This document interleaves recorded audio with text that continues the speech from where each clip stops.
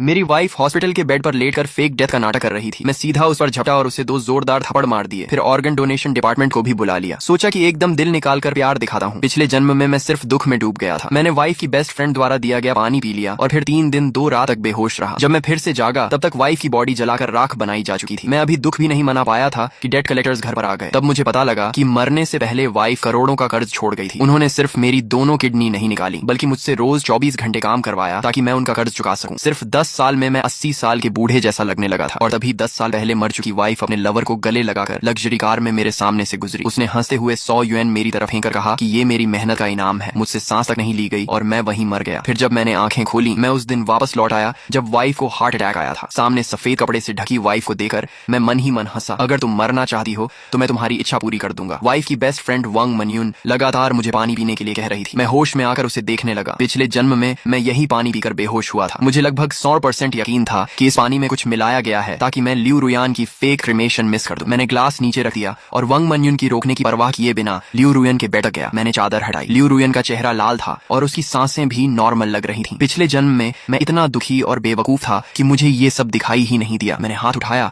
और एक जोरदार थप्पड़ उसके चेहरे पर मार दिया। लियू रुयन जरा भी नहीं हिली। लगता था कि वो पकड़े जाने के डर से पूरी एक्टिंग कर रही थी। वंग मनयून चिल्लाई। उसे लगा कि मैंने लियू रुयन की फेक डेथ पकड़ ली। जीजा जी, आप गुस्से में ऐसा नहीं कर सकते। मैं लियू रुयन को बेरहमी से पीटता रहा। वंग मनयून की हालत देखकर लग रहा था कि वो अभी फट पड़ेगी। मैं रोते हुए बोला, मैंने तुमसे कहा था ना रात भर मत जागा करो, हेल्थ का ध्यान रखो। तुमने मेरी बात क्यों नहीं मानी? अब मुझे अकेला छोड़कर चली गई। मैं क्या करूंगा? वंग मनयून हकी बकी रह गई। मैं उससे बहस करने के मूड में नहीं था, इसलिए सीधा फोन निकालकर कॉल लगाया। हेलो, यहाँ ऑर्गन डोनेशन करना है। अभी अभी डेथ हुई है, जल्दी आइए। वंग मनयून रोकना चाहती थी लेकिन अपनी पहचान की वजह से कुछ नहीं बोली और जल्दी से किसी को मैसेज भेज दिया। कुछ ही मिनट में ऑर्गन डोनेशन वाले लोग पहुंच गए। मैंने दुखी चेहरा बनाकर कहा, मेरी वाइफ बहुत दयालु इंसान थी, उसकी अचानक मौत हो गई। मैं चाहता हूँ कि उसका जीवन किसी और के काम आए। स्टाफ भावुक होकर बोला, सर आप बहुत महान हैं, बताइए कौन सा ऑर्गन डोनेट करना है। मैंने गहरी सांस लेकर कहा, मेरी वाइफ हार्ट अटैक से मरी है। मुझे नहीं पता कौन सा ऑर्गन अभी काम का है। आप बॉडी खोल कर देख लो, जो काम का लगे निकाल लो। अगर कुछ भी इस्तेमाल लायक ना हो तो बॉडी मेडिकल स्कूल को दे देना। वंग मनयून तुरंत चिल्लाई, नहीं जीजा जी, रुयन दीदी कभी ऑर्गन डोनेशन नहीं चाहती थी। उन्होंने खुद मुझे बताया था, हमें उनकी आखिरी इच्छा का सम्मान करना चाहिए। मैंने शांत होकर कहा, मनयून, मैं रुयन का हस्बैंड हूँ, ये फैसला लेने का हक मुझे है। तुम सिर्फ उसकी फ्रेंड हो और तुम खुद डॉक्टर हो। क्या लोगों की जान बचाना नहीं चाहती? ऑर्गन डोनेशन वाले लोग भी बोले, हाँ डॉक्टर वांग, कृपया रास्ता दीजिए। वंग मनयून बेचैन होकर इधर उधर भागने लगी। तभी लियू रुयन की माँ डू शॉमिन भागती हुई पहुंची। उसके बालों में सलोन के कर्लर अभी भी लगे हुए थे। उसने लियू रुयन को सही सलामत देखा तो राहत की सांस ली, लेकिन अगले ही पल मुझे जोरदार थप्पड़ मार दिया। निकम्मे आदमी, मेरी बेटी तुमसे शादी करके बर्बाद हो गई, वो मर गई और तुम उसकी बॉडी काटना चाहते हो। आखिर में ऑर्गन डोनेशन वाले लोग मजबूर होकर चले गए। वंग मनयून ने राहत की सांस ली और फिर लियू रुयन को सफेद कपड़े से ढक दिया। डू शॉमिन सोफे पर बैठकर मुझे लगातार गालियां देती रही। मैंने सिर झुकाकर कहा, माँ मुझसे गलती हो गई, लेकिन वो चिल्लाई, अभी के अभी यहाँ से निकल जाओ, मैं खुद अपनी बेटी को क्रिमेशन के लिए ले जाऊंगी। मैं तुरंत चुप हो गया और वंग मनयून द्वारा दिया गया वही पानी डू शॉमिन को दे दिया। वो लगातार चिल्लाने और टेंशन की वजह से बहुत प्यास लगी हुई थी, इसलिए उसने पूरा पानी एक सांस में पी लिया। वंग मनयून रोक भी नहीं पाई। सिर्फ 2 मिनट बाद ही डू शॉमिन गहरी नींद में गिर गई। वंग मनयून घबराकर बोली, जीजा जी, आप फिर से ऑर्गन डोनेशन तो नहीं करवाना चाहते ना? मैंने सिर हिलाया और डू शॉमिन को सोफे पर सीधा लिटाकर कहा, नहीं, माँ ने मना कर दिया है तो मैं कुछ नहीं करूंगा। वंग मनयून ने राहत की सांस ली और बोली, फिर आप आंटी को इमरजेंसी में ले जाइए, मैं रुयन दीदी की क्रीमेशन संभाल लेती हूँ। मैं हल्का सा हंसा और बोला, तुम डॉक्टर हो, तुम्हें पेशेंट को देखना चाहिए और मैं हस्बैंड हूँ, क्रीमेशन मैं कराऊंगा। इतना कहकर मैंने सीधे क्रीमेटोरियम में फोन कर दिया। वांग मनयून की हालत गर्म तवे पर चींटी जैसी हो गई। वो लगातार डू शॉमिन को जगाने की कोशिश करती रही लेकिन वो बिल्कुल नहीं उठी। आखिर क्रीमेटोरियम वाले आए और लियू रुयान को स्ट्रेचर पर ले गए। तभी वांग मनयून आखिर टूट गई और मेरा हाथ पकड़कर बोली, जीजा जी, मुझे लगा अभी रुयान दीदी हिली थी, शायद उन्हें बचाया जा सकता है। मैंने डेथ सर्टिफिकेट उसके चेहरे पर फेंकते हुए कहा, अगर वो सच में जिंदा निकली तो हॉस्पिटल पर मर्डर का केस बनेगा और तुम भी बच नहीं पाओगी। वांग मनयून चुप हो गई। मैं हंसते हुए क्रीमेटोरियम की गाड़ी में बैठ गया। रास्ते में मैंने स्ट्रेचर पर पड़ी लियू रुयन को देखा और पाया कि उसकी उंगलियां हल्की हिल रही थी। शायद एनेस्थीसिया का असर खत्म हो रहा था और उसे एहसास हो चुका था कि सच में उसका क्रीमेशन होने वाला है। मैंने ड्राइवर से कहा, भैया जल्दी चलाओ, मेरी सास मेरी वाइफ की बॉडी छीनना चाहती है, लेकिन मैं चाहता हूँ कि वो पूरी बॉडी के साथ जाए। ड्राइवर ने एक्सेलरेटर पूरी ताकत से दबा दिया। रास्ते में मुझे पिछले जन्म की याद आने लगी। 10 साल बाद जब मैंने लियू रुयन को सड़क पर देखा था, वो पहले जैसी जवान और खूबसूरत दिख रही थी। मैं उसे पहचानने के लिए उसके सामने भागा था। उसने काफी देर बाद मुझे पहचान कर हंसते हुए कहा था, सिर्फ 10 साल में तुम मेरे दादा से भी बूढ़े लगने लगे। मैंने कांपती आवाज में पूछा था, तुम मरी नहीं थी? वो हंसकर बोली, मैंने तुमसे छुटकारा पाने के लिए फेक डेथ की थी। तब मुझे सब समझ आ गया था। अगर वो डिवोर्स लेती तो उसे अपनी आधी प्रॉपर्टी मुझे देनी पड़ती और चीटिंग का बदनाम टैग भी लगा, लेकिन फेक डेथ करके उसने सारा कर्ज मेरे सिर डाल दिया और खुद नई पहचान के साथ अपने लवर जी बोदा के साथ रहने लगी। फिर वो हंसते हुए बोली थी, असल में हॉस्पिटल में मैं तुम्हारी सारी बातें सुन सकती थी, तुम्हारे रोने की आवाज आज तक नहीं भूली। तुम आदमी होकर हंस जैसी आवाज में रो रहे थे, बहुत मजेदार था। उसकी हंसी सुनते सुनते मैं सीने को पकड़ कर गिर पड़ा था। जी बोदा बोला, जान, ये आदमी कहीं स्कैम तो नहीं कर रहा? चलो यहाँ से। से और दोनों मुझे मरता छोड़कर चले गए थे। अब वर्तमान में मैं लियू रुयन के सीने पर झुककर उसकी हार्ट बीट सुनते हुए बोला, मुझे पता है तुम जिंदा हो, तुमने चीटिंग की, फेक डेथ की और मुझे कर्ज में डुबो दिया, लेकिन मैं तुमसे नफरत नहीं करता। तुम मरना चाहती हो ना, तो मैं तुम्हें जल्दी क्रीमेशन तक पहुंचा दूंगा। मुझे नहीं पता तुम्हें दर्द महसूस हो रहा है या नहीं, लेकिन मैं उम्मीद करता हूँ कि हो रहा हो, ताकि तुम जिंदा जलने का एहसास खुद कर सको। लियू रुयान की उंगलियां कांपने लगी और उसकी आंखों से आंसू बह निकले। मैंने उसके आंसू पोंछते हुए कहा, अभी मत रो, फर्नेस में जाने के बाद और समय मिलेगा। मेरा फोन लगातार बज रहा था, कभी वांग मान्युन का कॉल आता तो कभी दू शाओमिन का, लेकिन मैंने एक भी कॉल रिसीव नहीं किया। आखिर इस वक्त मैं सिर्फ अपनी वाइफ को खो चुका एक दुखी हस्बैंड था, और ऐसे इंसान का किसी का फोन ना उठाना बिल्कुल नॉर्मल लगा है। ड्राइवर की तेज रफ्तार की वजह से आधे घंटे का रास्ता सिर्फ 20 मिनट में खत्म हो गया, लेकिन वहां पहुंचने के बाद पता चला कि क्रीमेशन ग्राउंड में आज बहुत भीड़ है और लियू रुयान की बारी आने में कम से कम 1 घंटा लगेगा। मैं तुरंत वहां के इंचार्ज के पास गया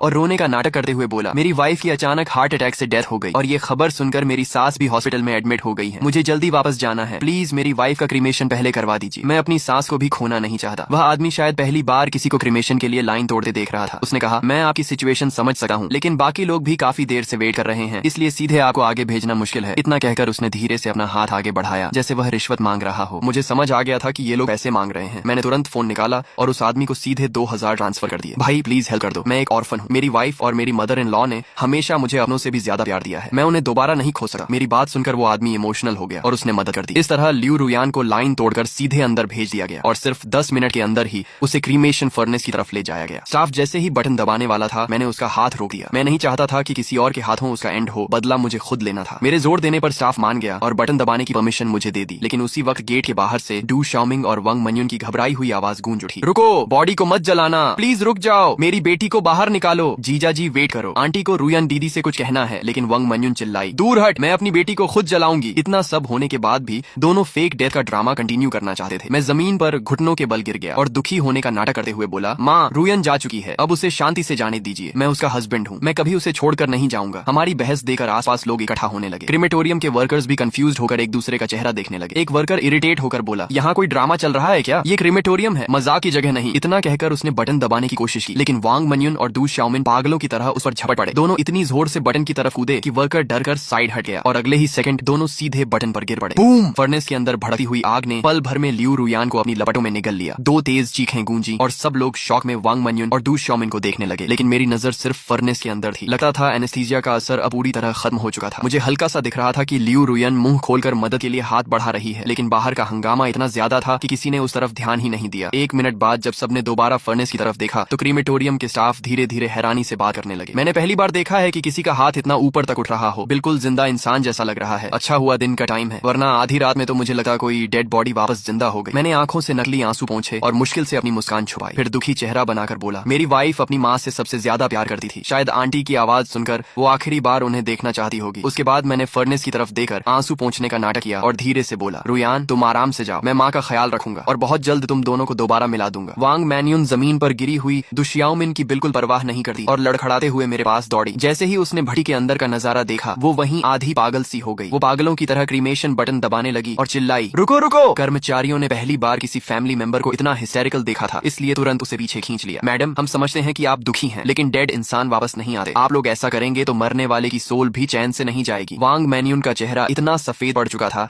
जैसे उसमें खून ही न बचा हो। वो धम्म से जमीन पर बैठ गई और सिर्फ मुझे रोकने की कोशिश करती रही। तभी डू शाओमिन हाथ पैर के बल रेंगती हुई मेरे पैरों तक आई, मेरी पैंट पकड़कर जोर जोर से चीखने लगी, तू कमीना है, तूने मेरी बेटी को मार डाला, मेरी बेटी की जान वापस कर। मैंने गहरी सांस ली और तुरंत डेथ सर्टिफिकेट निकालकर कहा, माँ मुझे पता है आप दुख में हैं, लेकिन रुयान की मौत से मेरा कोई लेना देना नहीं है। उसे अचानक हार्ट अटैक आया था। अगर भरोसा नहीं है तो मान्युन से पूछ लीजिए। उसी ने खुद रुयान को बचाने की कोशिश की थी और उसी ने ये डेथ सर्टिफिकेट मुझे दिया था। इतना कहकर मैंने सिर घुमाकर वांग मान्युन की तरफ देखा और बड़ी मुश्किल से अपनी मुस्कान दबाई। सही कह रहा हूँ ना मान्युन? वांग मान्युन के पास बोलने के लिए कुछ नहीं बचा था। अगर वो कहती कि इंसान मरा नहीं था तो फिर डेथ सर्टिफिकेट कैसे बना, और अगर कहती कि इंसान मर चुका था तो डू शाओमिन कभी यकीन नहीं करती। लेकिन मेरी बात सुनते ही डू शाओमिन को भी सब समझ आ गया। वो पागलों की तरह चिल्लाई, तू ही है, तूने मेरी बेटी को मार डाला, मेरी बेटी जिंदा थी, फिर डेथ सर्टिफिकेट क्यों बनाया? अब मेरी बेटी को जिंदा जलाकर राख कर दिया गया, इसकी पूरी जिम्मेदारी तेरी है। उसकी ये बात सुनकर वहाँ मौजूद हर इंसान शॉक में जम गया। कर्मचारियों के चेहरे तक सफेद पड़ गए। हे भगवान, ये तो मर्डर है। इतना सुनते ही डू शाओमिन की आंखें पलट गईं और वो सीधे बेहोश होकर गिर पड़ी। मैंने तुरंत मौका देकर वांग मान्युन के चेहरे पर जोरदार थप्पड़ मारा और गुस्से में चिल्लाया, मान्युन तुम डॉक्टर होकर ऐसा मजाक करती हो? दिमाग खराब हो गया है क्या? मेरी पत्नी मर चुकी है तो मर चुकी है, तुम ऐसी उल्टी सीधी बातें क्यों कर रही हो? वांग मान्युन मेरा थप्पड़ खाकर पूरी तरह सुन्न रह गई। आसपास के कर्मचारियों को भी लगने लगा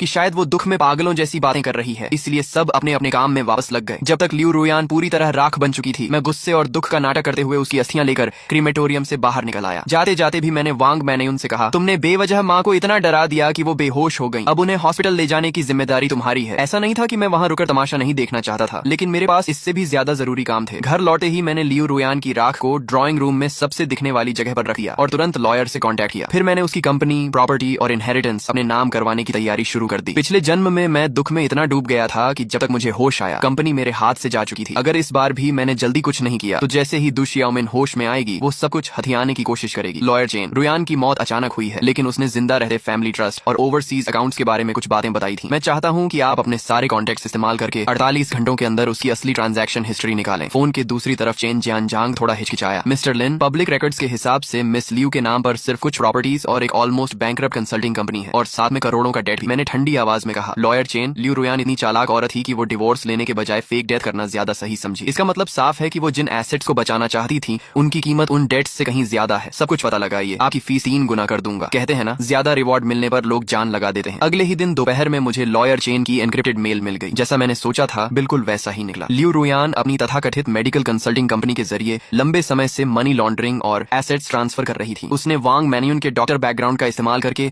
बड़ी मात्रा में इलीगल प्रिस्क्रिप्शन फॉर्मूलाज खरीदे थे और उन्हें कई ऑफशोर कंपनीज के नाम पर छिपा रखा था। लेकिन सबसे शॉकिंग बात यह थी कि मुझे एक सीक्रेट लॉकर का पता चला, जो उसी पुराने गराज के अंदर जब मैंने उस जंग लगी शटर को खोला तो सीधा सड़ी हुई बदबू मेरे चेहरे पर आ गई। ये वही कोना था जहाँ पिछले जन्म में मैं कभी नहीं गया था। मैंने एक हिडन कंपार्टमेंट खोला। अंदर कोई ज्वेलरी नहीं थी, सिर्फ कैश की गड्डियां और कई क्रिप्टो करेंसी स्टोरेज डिवाइसेस रखे थे। करोड़ों का डेट। लियू रुयान, तो तुम्हारा प्लान था कि मैं कर्ज में डूबकर नरक जैसी जिंदगी जीऊं और तुम करोड़ों के बिटकॉइन लेकर विदेश में जी बोयुआन के साथ मजे करो। मैंने गिना, सिर्फ वहां रखे कैश ही 20 लाख से ज्यादा थे। मैंने तुरंत बैंक में जमा नहीं कराया, बल्कि उन लोन कंपनीज से कांटेक्ट किया जिनसे लियू रुयान ने सबसे ज्यादा उधार लिया था। सूदखोरों से बचने का सबसे अच्छा तरीका भागना नहीं, उन्हें खरीद लेना होता है। मैंने उन सब के बॉसेस को एक लग्जरी प्राइवेट क्लब में बुलाया। लियू रुयान मर चुकी है, डेथ सर्टिफिकेट यहाँ है, आप सब सुन ही चुके होंगे। उनमें से एक बोला, मिस्टर लिन, इंसान मर जाए तो भी कर्ज खत्म नहीं होता। आप फर्स्ट हेयर हैं, पैसा आपको चुकाना होगा। मैंने शांत होकर कहा, मैंने कब कहा कि नहीं चुकाऊंगा? ये 2 मिलियन है, सिंसेरिटी के तौर पर पहले इंटरेस्ट दे रहा हूँ। बाकी डेट मैं लियू रुयान की कंपनी संभालने के बाद लीगल शेयर्स मॉर्गेज करके चुका दूंगा। लेकिन एक कंडीशन है, लियू रुयान की माँ दु शियाओमिन और वो आदमी जी बोदा, उनके पास अभी भी उसका हिडन मनी हो सकता है। अभी वो हर जगह ये अफवाह फैला रहे हैं कि मैंने मर्डर किया है ताकि इनहेरिटेंस हथिया सके। अगर वो सफल हो गए तो आप लोगों को 1 रुपया भी नहीं मिलेगा। एक आदमी बोला, तो आपका मतलब? मैंने ठंडे स्वर में कहा, उन्हें मेरे रिपेमेंट प्रोसेस में इंटरफियर मत करने देना और उन्हें भी डेट कलेक्टर्स का स्वाद चखने दो। अगर उन्हें एविडेंस चाहिए तो पहले उन्हें कर्ज के दलदल में डूबने दो। लियू रुयान की कंपनी का नाम था रुयान ट्रेडिंग। नाम सुनने में क्लासी था, लेकिन असल में वो इलीगल ट्रांजैक्शंस का शेल कंपनी थी। कंपनी संभालने के पहले दिन मैं 12 बॉडीगार्ड्स लेकर पहुंचा। फाइनेंस मैनेजर वांग छिन, जो वांग मैनयून की कजन थी, डर के मारे सफेद पड़ चुकी थी। मिस्टर लिन, ये रूल्स के खिलाफ है। मैडम लियू अभी गुजरी हैं और आप पुराने एम्प्लॉइज को निकाल रहे हैं। मैंने फाइल उसकी तरफ फेंकी। रूल्स, सरकारी पैसे में 3,80,000 की गड़बड़ी और फेक इनवॉइसेस। मैनेजर वांग, तुम रूल्स पर बात करोगी या इकोनॉमिक क्राइम ब्रांच में जिंदगी पर? मैंने कोल्ड स्माइल के साथ कहा, आधा घंटा है, कंप्यूटर से लियू रुयान और जी बोदा के सारे ईमेल्स और ट्रांजैक्शन रिकॉर्ड्स निकाल दो। काम हो गया तो ये पैसा सेवरेंस पे मान लेना, वरना जेल में अपनी कजन के साथ रहना। 20 मिनट में मुझे सब मिल गया। उसमें लियू रुयान द्वारा इलीगली एसेट्स ट्रांसफर करने के प्रूफ और विदेश में प्रॉपर्टी खरीदने के कॉन्ट्रैक्ट्स भी थे। जो चीजें उसने फेक डेथ के बाद नई जिंदगी शुरू करने के लिए जमा की थी, वही अब मेरे लिए फ्रॉड और इलीगल एसेट ट्रांसफर के एविडेंस बन चुकी थी। आसमान धुंधला था और मैं बैंक बैलेंस बढ़ते हुए देख रहा था, लेकिन दिल में कोई भावना नहीं थी। लियू रुयान की प्रॉपर्टीज, डिजिटल एसेट्स और कंपनी शेयर्स मिलाकर कुल वैल्यू 5 करोड़ से ज्यादा हो चुकी थी और करोड़ों का डेट अब लीगली उसके पर्सनल फ्रॉड डेट में बदल चुका था, क्योंकि असली कल्प्रिट मर चुकी थी और एसेट्स सेटल हो चुके थे। बाकी सारा कर्ज गारंटोर दु शियाओमिन पर डाल दिया गया। यही मेरा उसके लिए आखिरी गिफ्ट था। पत्नी, शुक्रिया, अब मेरे पास पैसा है, घर है, कंपनी है। अब मैं तुमसे भी ज्यादा शानदार जिंदगी जीऊंगा। मैं शराब पीकर सोफे पर ही सो गया। अगले दिन तेज नॉक की आवाज से मेरी आंख खुली। दरवाजा खोला तो बाहर वांग मैनयून, दु शियाओमिन और एक आदमी खड़ा था जो मुझसे कुछ साल बड़ा लग रहा था। शायद वही जी बोदा था जिसे मैंने पिछले जन्म में देखा था। उसके हाथ में 6-7 साल का एक लड़का था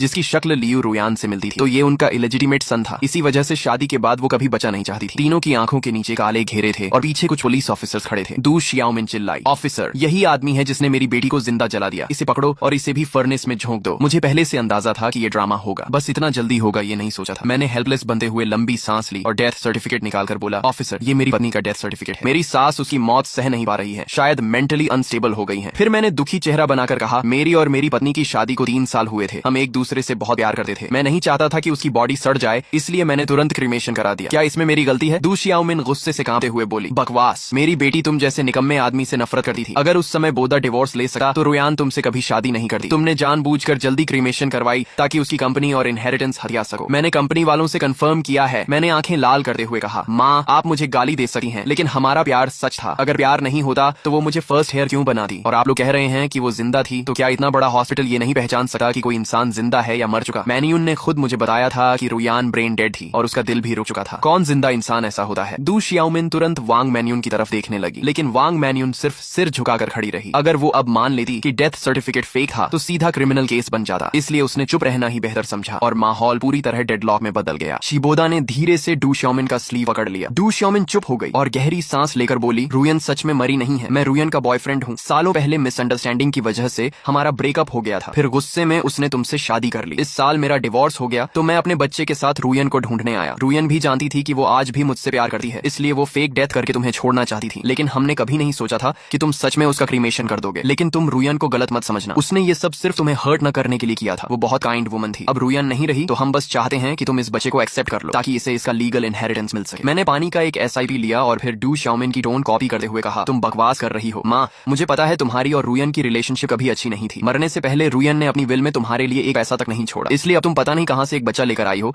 और रुयन पर झूठा इल्जाम लगाकर उसकी प्रॉपर्टी हथियाना चाहती हो। सही कहा ना? डू शियाओमिन गुस्से से लगभग फट पड़ी, लेकिन पैसों के लिए खुद को कंट्रोल करते हुए बोली, तुम झूठ बोल रहे हो। मेरी और रुयान की रिलेशनशिप बहुत अच्छी थी। ये बच्चा सच में रुयान का ही है, मुझे सब पता है। मैंने तुरंत लियू रुयान की विल बाहर निकाली और कहा, माँ अगर तुम्हारा रिश्ता इतना अच्छा था तो इस विल में तुम्हारा नाम तक क्यों नहीं है? सारी प्रॉपर्टी सिर्फ मेरे नाम क्यों है? डू शियाओमिन के पास कोई जवाब नहीं था। जीबोदा भी चुप खड़ा था क्योंकि वो खुलकर ये नहीं कह सकता था कि लियू रुयान ने मेरे नाम प्रॉपर्टी सिर्फ इसलिए छोड़ी थी ताकि सारे डेट्स मेरे सिर आ जाएं। मैंने उसके पीछे खड़े बच्चे की तरफ देखा और मन ही मन हंस पड़ा। अब समझ आया कि 3 साल तक परफेक्ट वाइफ बनने का ड्रामा अचानक क्यों बंद हो गया। असल में उसका फर्स्ट लव और बेटा वापस आ चुका था, लेकिन मुझे दुख नहीं हुआ क्योंकि मैं एक बार मर चुका था। मैंने शांत होकर कहा, अगर तुम बोल रहे हो कि ये बच्चा रुयान का है तो प्रूफ दिखाओ, जैसे लीगली अप्रूव्ड DNA टेस्ट या बर्थ सर्टिफिकेट। जिबोदा और डू शियाओमिन दोनों एक साथ बोले, कोई DNA टेस्ट नहीं है, बच्चा घर पर पैदा हुआ था इसलिए बर्थ सर्टिफिकेट भी नहीं है, लेकिन बच्चा रुयन का ही है। मैंने पुलिस की तरफ देकर कहा, ऑफिसर अब आपको समझ आ गया ना? इन्हें पता है कि मेरी वाइफ का क्रीमेशन हो चुका है, इसलिए ये लोग एक बच्चा लेकर इनहेरिटेंस मांगने आ गए हैं। ऊपर से मुझे मर्डरर भी बोल रहे हैं, लेकिन इनकी बातों में खुद कॉन्ट्रडिक्शन है। डू शियाओमिन जल्दी से बोली, मैं बच्चे के साथ DNA टेस्ट करवा सकती हूँ। अगर मैं उसकी ग्रैंडमदर निकली तो इससे साबित नहीं होगा कि वो रुयन का बच्चा है। पुलिस ऑफिसर ने सिर हिलाया, नहीं ऐसे प्रूव नहीं होता, इससे सिर्फ ये साबित होगा कि आपका बच्चे से ब्लड रिलेशन है, लेकिन आपका और लियू रुयन का रिलेशन ऑफिशियली प्रूव नहीं होता। और अगर हो भी जाए फिर भी ये कंफर्म नहीं होगा कि लियू रुयन आपकी अकेली बेटी थी। मैं मन ही मन हंस पड़ा। असल में मैं लियू रुयन का जल्दी क्रीमेशन करवाना ही इसलिए चाहता था क्योंकि मुझे इसी सिचुएशन का डर था, और अब सच में वही हो रहा था। डू शियाओमिन और जिबोदा ने एक दूसरे की तरफ देखा, फिर जिबोदा दांत भींचकर बोला, बच्चा किसका है वो मैटर नहीं करता, लेकिन रुयान सच में जिंदा थी और इसी ने रुयान को जलवा दिया। ये मर्डरर है, इसे इनहेरिटेंस नहीं मिलना चाहिए। उसकी बात टेक्निकली सही थी, लेकिन पहले उसे ये प्रूव करना था कि मैं मर्डरर हूँ। मैं अचानक वांग मन्युन की तरफ मुड़ा और कहा, मन्युन अब तुम बताओ, रुयन जिंदा है या मर चुकी है? तुम डॉक्टर हो, तुम्हारा फैमिली भी है, सोच समझकर जवाब देना। शायद तुम्हें याद ना हो, लेकिन मुझे सब याद है। जब क्रीमेशन फर्नेस स्टार्ट होने वाला था तब तुम और माँ दोनों ने बटन दबाने से मुझे रोका था। अगर रुयन सच में जिंदा थी तो फिर तुम दोनों ही मर्डरर हुए ना? मैंने उनके रोकने वाले एक्शन को जानबूझकर मर्डर अटेम्प्ट की तरह पेश किया। डू शियाओमिन अभी तुम बकवास कर रहे हो बोलने ही वाली थी कि तभी वांग मन्युन ने दांत भींचकर कहा, रुयन दीदी सच में मर चुकी है। मैंने राहत की सांस ली, लेकिन तभी जिबोदा ने अपना फोन उठा लिया और कहा, मुझे पहले से पता था कि तुम लोग झूठ बोलोगे, इसलिए मैं प्रूफ लेकर आया हूँ। उसने फोन में वीडियो चला दी। वीडियो में जिबोदा, लियू रुयान, वांग मन्युन और डू शियाओमिन चारों सोफा पर बैठकर फेक डेथ का प्लान डिस्कस कर रहे थे। फोन से लियू रुयान की आवाज आई, उस वक्त मैं एनेस्थीसिया ले लूंगी, फिर तुम किसी तरह मेरे हस्बैंड को बेहोश कर देना, उसके बाद उसे बोल देना कि मेरा क्रीमेशन हो चुका है, काम हो जाने के बाद मैं तुम्हें 10 लाख दूंगी। लेकिन वीडियो अधूरी थी, उसमें वो प्राइवेट डिस्कशन नहीं था जिसमें ये लोग मेरे ऊपर डेट्स डालने की प्लानिंग कर रहे थे। वांग मन्युन नीचे बैठ गई, उसे समझ ही नहीं आ रहा था कि खुद को कैसे बचाए। वह घबरा कर बोली, मुझे सच में कुछ नहीं पता था। ऐसा लगा जैसे जिबोदा ने राहत की सांस ली हो। उसने कहा, मैंने तुमसे झूठ नहीं बोला, सच में तुमने ही रुयान को मारा है, इसलिए तुम्हें जेल जाना चाहिए और उसकी सारी प्रॉपर्टी आंटी की होनी चाहिए। मैं शॉक होने का नाटक करते हुए चुप रहा। थोड़ा इमोशंस बनाने के बाद मैंने बेहद दुखी आवाज में कहा, ऑफिसर मैं रिपोर्ट दर्ज करवाना चाहता हूँ। इन तीनों ने जानबूझकर मेरी पत्नी की फेक डेथ प्लान की और मुझे कुछ नहीं बताया। उस समय मैं दुख में टूट चुका था, इसलिए मुझे समझ ही नहीं आया कि मेरी पत्नी सच में मरी नहीं थी। ये दोनों जानते थे कि मैं अपनी पत्नी के ऑर्गन्स डोनेट करने वाला हूँ और उसका क्रीमेशन करवाने वाला हूँ, लेकिन इन्होंने जानबूझकर मुझे सच नहीं बताया। इन लोगों ने ही जानबूझकर मुझे मेरी पत्नी का क्रीमेशन करवाने पर मजबूर किया ताकि बाद में ये लोग किसी बच्चे को लेकर आएं और प्रॉपर्टी हड़प सके। मेरी पत्नी मर चुकी थी, इसलिए मैंने नॉर्मल प्रोसीजर के हिसाब से